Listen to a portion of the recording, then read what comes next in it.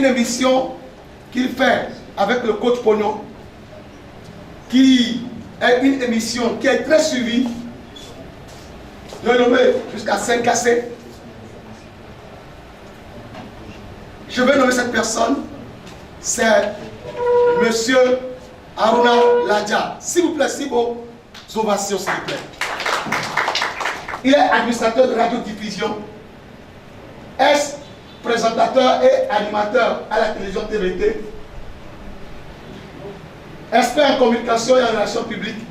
Parce qu'en fait, ce que les gens ne savent pas, quand on demande à quelqu'un d'aller présenter, quand on a la biographie, on va y chercher. Et j'ai cherché, j'ai cherché pour voir, parce que dans les CV, on met des choses. Maintenant, il faut qu'on cherche à savoir, est-ce que la personne est réellement ça. J'ai vu qu'il a publié au moins des articles concernant ce qui est en développement personnel, parce qu'on ne peut pas frotter avec le coach Pognon sans être trempé dans le développement personnel. Il fait ce qu'on appelle le Mind Education, qui n'est pas très connu du public togolais, qui est un peu un concept anglophone. Et ce qui nous plaît dans ce CV, c'est la stratégie de lutte contre la corruption qui nous concerne aujourd'hui. Donc ça veut dire qu'on a un communicateur outillé en la matière. Il est membre de la Haute Autorité de prévention et de lutte contre la corruption et les infractions assimilées depuis 2017 à Apulsia. S'il vous plaît, monsieur Aruna Ladja veut rejoindre la table pour votre communication.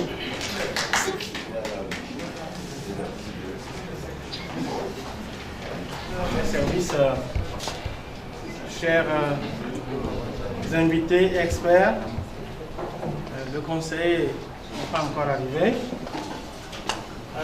Je voudrais, au nom du président de la PUSIA, remercier Dieu pour nous avoir associés à cet exercice entrant dans le cadre du lancement du projet anticorruption TIE Togo. C'est un nouveau-né qui est encore dans le ventre que nous allons encadrer afin qu'il naisse et qu'il apporte sa contribution à la lutte contre la corruption. On a pu constater des effets très néfastes de ce fléau sur nos économies. Ça bloque carrément le développement, ça bloque la croissance économique de nos États, même les pays les plus riches, mais c'est surtout les pays en voie de développement. Et par exemple, sur un document du FMI en 2011, la corruption a fait manquer, ne serait-ce qu'au niveau des pots de vin, 1000 milliards à 2000 milliards au monde entier, soit un gap de 25%. Et au niveau africain, c'est le même drame. Au niveau africain, les détournements font perdre assez d'argent aux États, assez d'argent aux économies. Je commence ainsi pour vous donner un tableau de la situation, pour vous planter le décor, comme on le dit. Les autorités au plan international se sont mobilisées. Ils ont créé des instruments, notamment la Convention des Nations Unies contre la corruption, la Convention de l'Union africaine contre la convention et le protocole de la CEDEAO. Et nos pays ont adhéré, ont signé ces conventions et ont essayé d'implémenter ces conventions dans nos États, créant ainsi une abondante législation permettant à différents pays de renforcer le cadre répressif. Le cadre répressif a été renforcé à notre niveau en 2015 par le nouveau code pénal. Voilà. Depuis hier, nous sommes en train de parler de corruption. Corruption, c'est quoi la corruption? Est-ce qu'il y a quelqu'un qui peut me définir brièvement ce que c'est que la corruption? C'est le fait d'utiliser le pouvoir public ou l'autorité publique pour servir des intérêts personnels. Sinon, c'est parfait. À travers vous, M. Tibénon, Selon Transparency International, la corruption, c'est le fait d'être une personne usée d'un pouvoir délégué ou à des fins d'enrichissement personnel. De façon plus simple, parce qu'il faut bien comprendre ça, donc, afin qu'on évolue sainement. C'est le fait de proposer des offres, des services, des cadeaux à un individu afin d'obtenir un avantage. Alors que tout ce que vous demandez là, ça se retrouve dans ces fonctions. C'est le fait aussi de recevoir des avantages, de recevoir des dons, des cadeaux, des promesses pour accomplir ou bien ne pas accomplir un travail ou une mission ou bien un devoir. Et pourtant, c'est de votre mission, c'est dans votre fonction. Alors, la corruption se présente sous plusieurs formes. On a par exemple les pots de vin.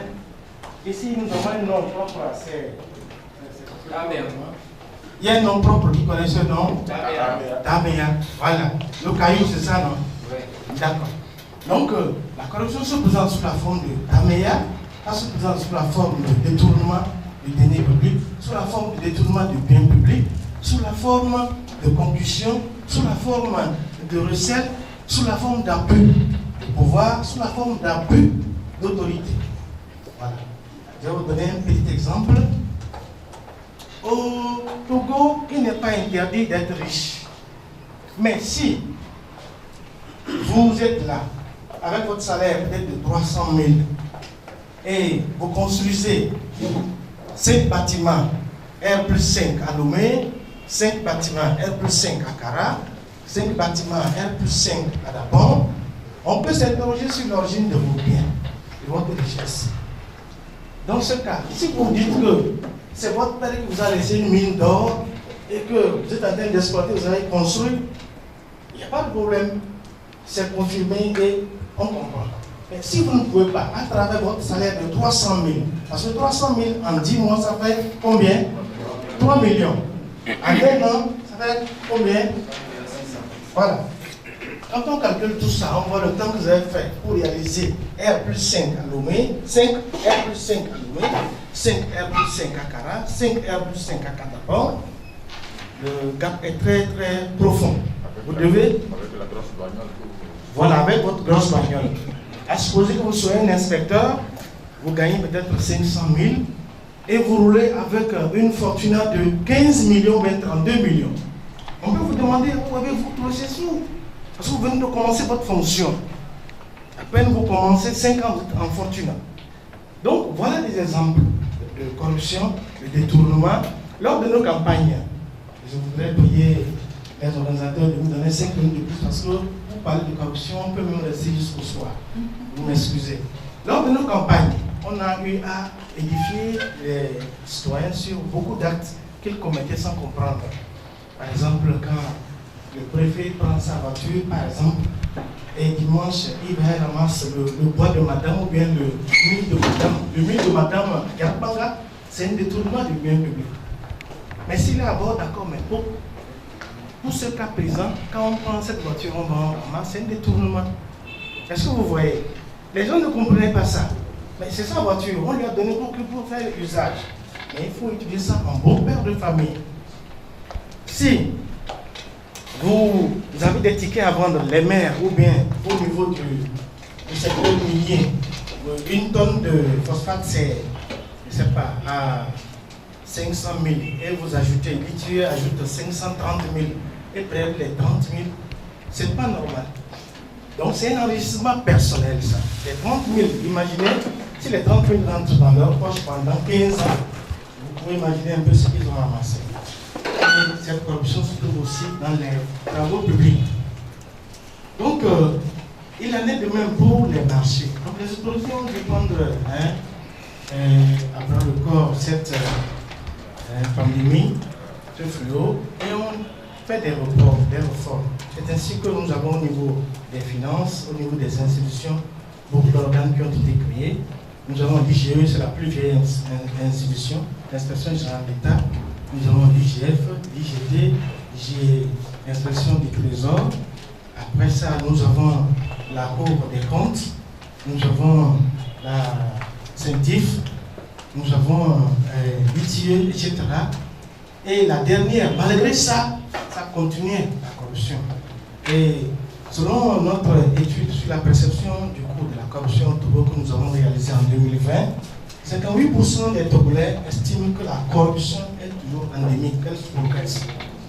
D'où la création en 2015 de la APUCL.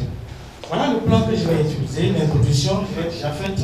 Activité de prévention, activité de répression, activité de coopération interne et internationale, les résultats et la répression des actes et d'infraction à la réglementation du secteur extractif.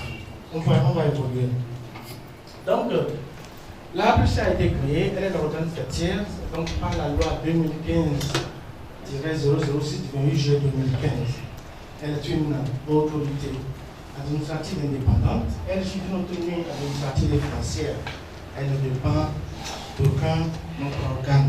Mais le point d'ancrage avec le gouvernement, c'est le ministère chargé des relations avec les droits de l'homme et les institutions de la République. Nous ne sommes pas suspendus comme ça. Donc, cette mission, elle est définie à l'article 1 qui consiste à promouvoir et renforcer la prévention et la lutte contre la corruption et les infractions assimilées dans les administrations, dans les établissements privés, dans les entreprises privées et les organismes non étatiques. Je crois qu'ici, ITIE et le secteur minier est bien pris en compte, monsieur le coordonnateur. D'accord. Elle a pour tâche deux missions principales, la prévention et la lutte. Vous savez, en matière de lutte contre la corruption, il y a plusieurs théories. Il y a certains qui pensent qu'il faut réprimer. D'autres aussi disent que non, il faut aller mollo, il faut prévenir avant de réprimer. Voilà. L'Afrique a opté pour la deuxième option, prévenir et réprimer. Voilà. Prévenir vaut mieux que guérir. Parce que la répression prend du temps, elle est longue. Et comme l'a dit le coordonnateur, parfois même, bon, je ne veux pas continuer. Quand on sera là-bas, je vais en parler. Donc, voilà, nous promenons à travers des émissions, plutôt des campagnes de sensibilisation, d'éducation. Et donc, la première action que nous avons menée, l'action phare, c'était la campagne nationale citoyenne de lutte contre la corruption. Donc, à cette mission s'ajoute la mission consultative et la mission de coopération. On peut avancer. Donc, cette mission s'inscrit dans le vaste programme du gouvernement en matière de promotion de la bonne gouvernance, de l'intégrité et de l'assainissement des finances publiques. Donc, comme vous le voyez, la APUCL a une compétence un peu générale en matière de prévention et de répression de la corruption dans les secteurs que nous avons déjà mentionnés. Donc, notre campagne nationale a été d'abord placée sous le patronage du président de la République, son Excellence Faure Gnassingbé, et a porté sur le thème participation citoyenne à la lutte contre la corruption et les infractions assimilées, avec pour objectif de conscientiser les citoyens et les mobiliser contre le fléau de la corruption. Elle a commencé le 13 septembre 2018, ouverte par le Premier ministre, et a duré jusqu'en janvier 2019. De janvier 2019 à août 2021. Et a couvert les 39 préfectures du Togo et le district autonome de Grand Lomé. Et moi, en tant qu'expert en communication, c'est la première fois qu'on va de préfecture en préfecture. Vraiment, ça a été très harassant. On y va. Donc, dans cette préfecture, nous avons embrassé le secteur minier et au-delà. Nous avons pour mission de faire des propositions préventives, des mesures juridiques, administratives, pratiques, notamment la loi cadre sur la prévention de la lutte, sur la prévention de la lutte contre la corruption. Nous avons initié cette loi. Ensuite, il y a la loi fixant les conditions de déclaration des biens et avoirs des plus hautes autorités, des fonctionnaires et des agents publics. Cette loi a été adoptée et vous verrez comment est-ce que cette loi peut s'appliquer au secteur minier, puisqu'elle s'applique à tous les secteurs. C'est-à-dire que par rapport à la loi sur la déclaration des biens, c'est que quand vous êtes nommé, on doit évaluer tous vos biens. Vous évaluez tous vos biens. À mi-chemin, on évalue encore vos biens. Et le jour où vous êtes révoqué ou bien vous finissez vos fonctions, on évalue encore vos biens.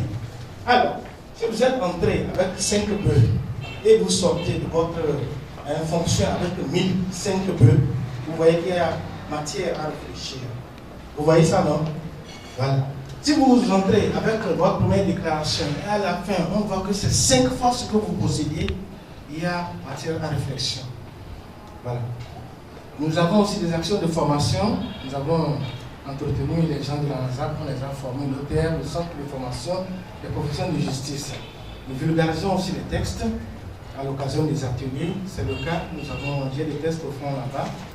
On a compilé le code pénal en certaines dispositions pertinentes qui concernent la lutte contre la corruption. Et ces documents sont donnés, offerts aux personnes exposées à la corruption, aux praticiens du droit et aux acteurs en lutte contre la corruption. On peut continuer la haute autorité. Donc, la haute autorité de prévention de lutte contre la corruption, la régime selon la loi, peut aussi s'appeler la haute autorité tout court.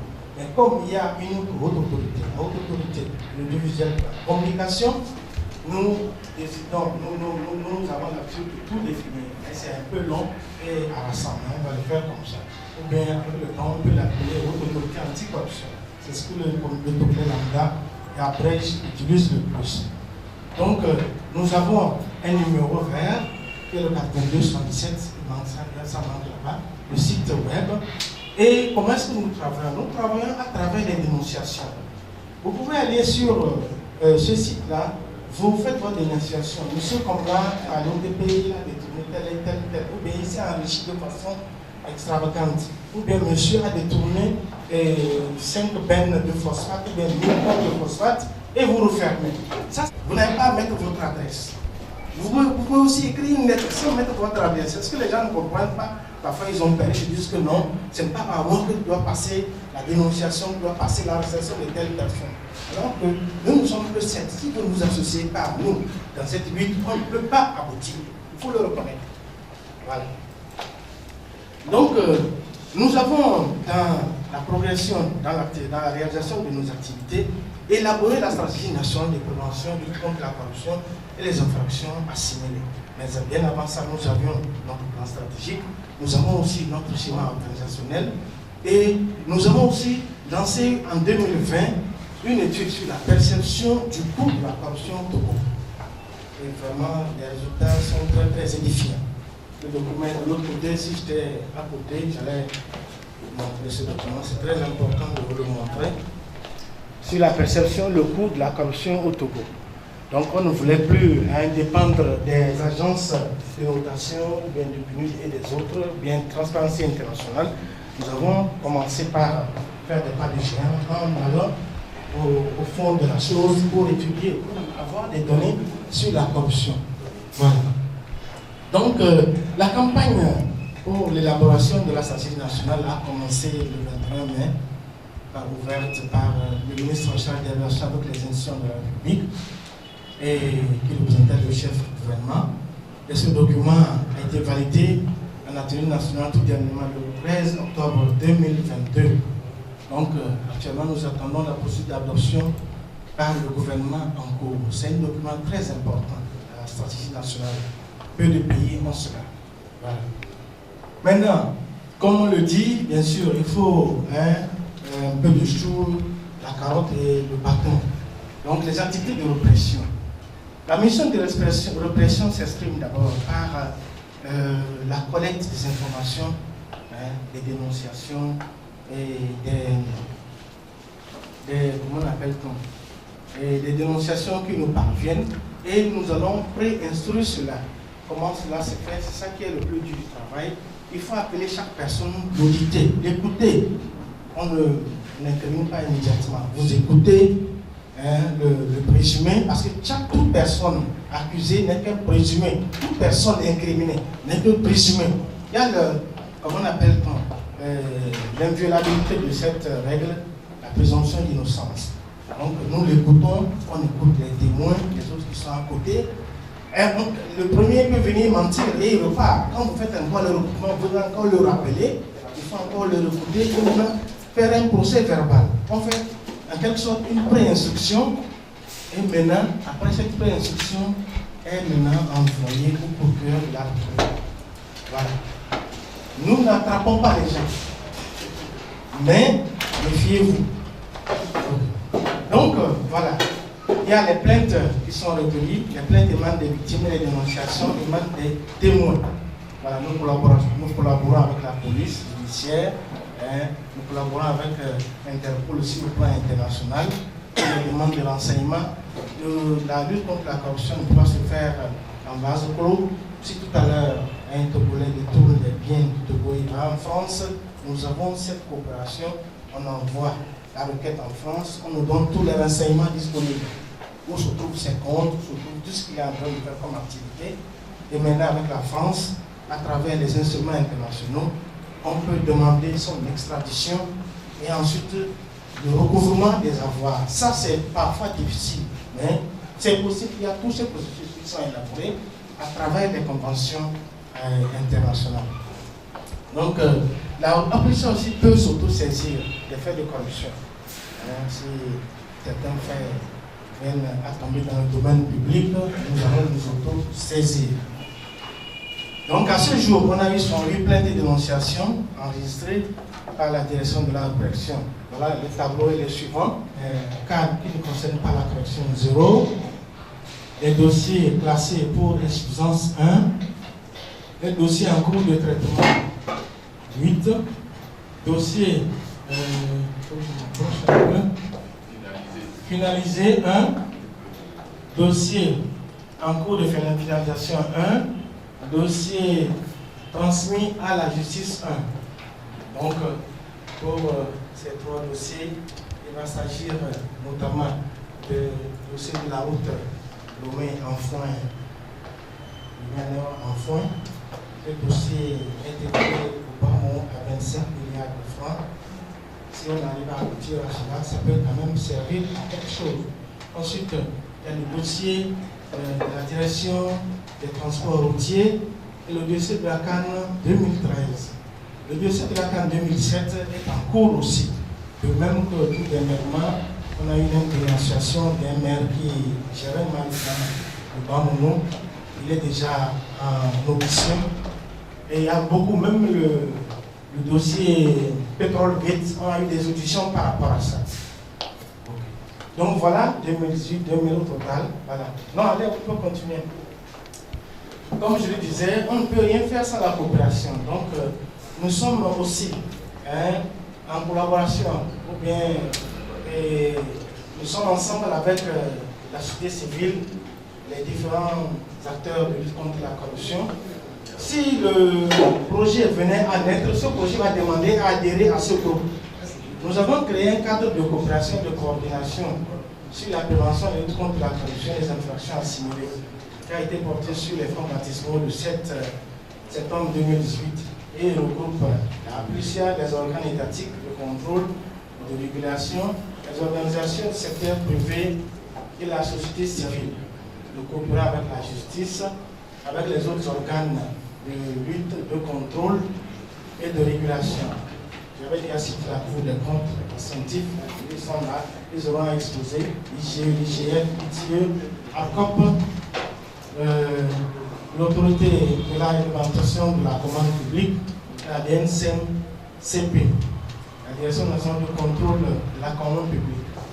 La coopération avec la société civile, elle se illustre dans cette lutte et nous allons toujours continuer.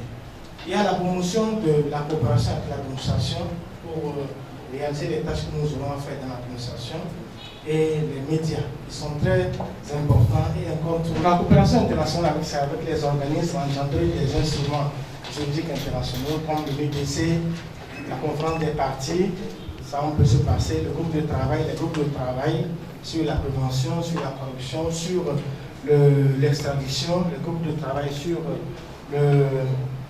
les avoirs, le groupe de travail sur l'examen périodique, etc. On peut avancer. D'accord. Et au niveau de l'Afrique, nous avons le Conseil consultatif de l'Union africaine sur la lutte contre la corruption et au niveau de la CEDEAO, la commission anti-corruption de la CEDEAO. Nous coopérons avec tous ces organes, mais nous avons une association dans laquelle nous sommes membres, c'est le réseau des institutions nationales de lutte contre la corruption. Il y a l'association africaine des autorités anti-corruption, etc. On y va. Nous travaillons avec le ministère des Affaires étrangères, la justice, les droits de l'homme, et au niveau de la coopération internationale, c'est surtout le renforcement des capacités des membres et du personnel. Il faut avouer qu'il n'y a aucune école de lutte contre la corruption actuellement. C'est une information, si avec le temps vous allez en retraite, vous pouvez payer une école. La seule école, elle n'est pas encore parfaite, c'est l'ACA au Nigeria, Anti-Corruption Academy. Il y a aussi une autre école ACA en Égypte. C'est l'autorité de contrôle administratif. Et l'autre, la plus importante école se trouve à Vienne, l'IACA, International Anti-Corruption Academy. Donc c'est là-bas qu'on peut former les gens pour qu'ils soient complets dans les spécialisations, dans l'évaluation des risques de corruption et dans la lutte contre la corruption. Et c'est là aussi que nous allons échanger les connaissances au niveau comment on appelle-t-on, des nouvelles technologies de lutte et des pratiques très très importantes pour la lutte contre la corruption. J'espère que vous êtes au bon niveau. Donc nous bénéficions de l'assistance technique et financière de l'Union européenne. Il y a depuis un certain temps, avec le travail que nous sommes en train de faire, il y a un frémissement. La GIZ a commencé par venir vers nous, l'ambassade des États-Unis aussi, la BAD, et nous avons eu tout dernièrement, il y a 2 mois, à signer un protocole d'accord avec la BOAD. La BOAD a une cellule d'audit et d'anti-corruption. Donc elle a voulu travailler avec nous afin qu'on échange les informations. Au niveau des résultats obtenus, on a remarqué que les Togolais adhèrent vraiment à la lutte contre la corruption, parce que 58% des Togolais estiment que la pandémie a évolué. Nous allons continuer la bataille. On a remarqué l'amélioration de la note en matière de lutte contre la corruption au niveau de l'indice ICAIMO, de la bonne gouvernance, le rapport de la Banque mondiale sur l'évolution des politiques institutionnelles et nationales. La revue de l'UEMOA également, le Millennium Challenge Account. Vous savez qu'au niveau du Millennium Challenge Account, un des critères fondamentaux en dehors des critères politiques, c'est la lutte contre la corruption. Et sur les 4 ans qui sont passés, nous avons toujours obtenu de la moyenne, parfois plus de 60%. Nous avons maintenu le cap et aujourd'hui, le compact est une réalité. Je ne dis pas que c'est seulement la corruption, mais il fallait tenir sur tous les indicateurs. Donc nous avons eu au moins 15, le Togo a eu 15. Voilà. Donc, le nombre de plaintes aussi a augmenté, mais seulement ce n'est pas tout qui est lié à la corruption. Et au niveau des litiges, je crois que notre président vous avait transmis certains dossiers qui concernaient les carrières de sable ou bien de cailloux entre-temps, quand les gens s'étaient plaints. Les dossiers préinstruits, comme vous avez bien dit, quand on finit de préinstruire, on transmet les dossiers au procureur de la République. Donc c'est ainsi que nous avons transmis les affaires de la route Lomé et Bougain en foin, la CAN 2013 et le dossier de la direction des transports routiers et ferroviaires. Nous avons aussi élaboré notre stratégie. Nous avons un plan stratégique et nous sommes créés en 2017. Nous sommes mis des institutions à se doter rapidement de son plan stratégique. Et nous l'avons fait. Et ensuite, nous avons élaboré la stratégie qui a été adoptée tout dernièrement. Le renforcement des capacités des membres du personnel se poursuit afin de les rendre plus performants. Cela se fait à travers des échanges de benchmarking, des visites et des formations. Maintenant, la répression des infractions à la réglementation du secteur extractif. L'article 820 du nouveau code pénal proscrit et punit les activités illicites d'extraction minière, de vente de substances minières, de fausses déclarations dans le but d'obtenir un titre minier ou une autorisation de commercialisation, de fraude, de manquement à l'hygiène, à la sécurité des personnes travaillant sur les sites miniers, de manquement à la responsabilité sociétale des entreprises extractives, aux obligations de protection de l'environnement de 1099, proscrit et puni le paiement en espèces. Vous comprenez? punir le paiement en espèces dans les transactions de métaux ferreux et non ferreux, des minerais et des produits pétroliers ou gazeux. Il y a un dossier des marchés. L'ITIE étant une grosse, pas l'ITIE plutôt. Le secteur minier étant un secteur à fort potentiel financier, étant un grand marché, les conditions de passation du marché doivent être respectées avec transparence. Et il ne faudra pas que par là qu'il y ait des pots de vin. Lorsqu'on veut obtenir un marché, qu'on fasse un pot de vin avant de l'obtenir. Donc, le secteur extractif est l'un des secteurs où se passent les plus grands marchés publics. Voilà. De ce fait, il est exposé au risque de corruption et d'infraction assimilée, œuvre des opérateurs économiques vers une bonne collaboration entre l'ITIE et l'ensemble des organes de contrôle et de régulation, en particulier avec la APUSIA, est nécessaire pour combattre la corruption dans le secteur. C'est de même pour le nouveau projet qui vient d'être, il faut collaborer avec la APUSIA. Et je n'ai pas sorti cette partie, on dit pour y arriver, il faut aussi que les rapports d'audit de l'ITIE révélant des cas de corruption soient transmis à la APUSIA. C'est ce que nous avons proposé. Mais quand je suis arrivé ici, j'ai appris que non, on n'a pas encore accès à ça. Mais c'est une proposition ou une recommandation, comme le fait souvent l'ITIE. Donc, notre slogan, c'est ensemble, disons non à la corruption. Est-ce que vous pouvez répéter ça? Ensemble, disons non à la corruption. Voilà.